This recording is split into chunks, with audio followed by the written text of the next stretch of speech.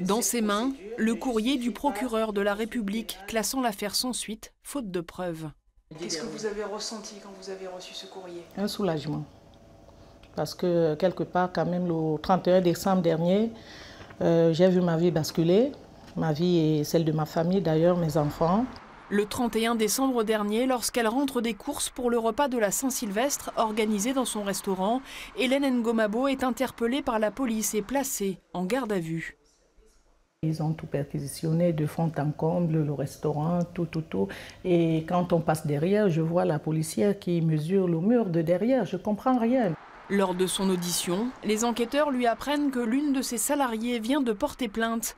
Elle l'accuse de l'avoir fait travailler 14 heures par jour pour 600 € par mois depuis près d'1 an, de l'avoir séquestrée et de lui avoir confisqué son passeport. Des accusations qui sidèrent la patronne tant elle était proche de sa salariée.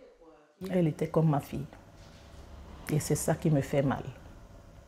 La preuve, elle m'a toujours appelée maman Hélène. Elle ne m'a jamais appelée patronne ou madame ou non. Les policiers tentent une confrontation, mais la victime présumée ne se présente pas. Elle ne le fera pour aucune des convocations faites par la justice dans les mois qui suivent. La garde à vue de la patronne est donc levée. Depuis, plus de nouvelles de la justice jusqu'au courrier du procureur, mais le mal est fait. L'information a été relayée par les réseaux sociaux. Vous avez perdu beaucoup de clients? Oui, beaucoup. Et parce que l'histoire a quand même fait le tour. Hein. Financièrement, l'entreprise a chuté beaucoup. Si Hélène Ngomabo dit avoir pardonné à sa salariée dont elle pense qu'elle a agi par appât du gain, elle compte porter plainte pour diffamation dans les jours à venir.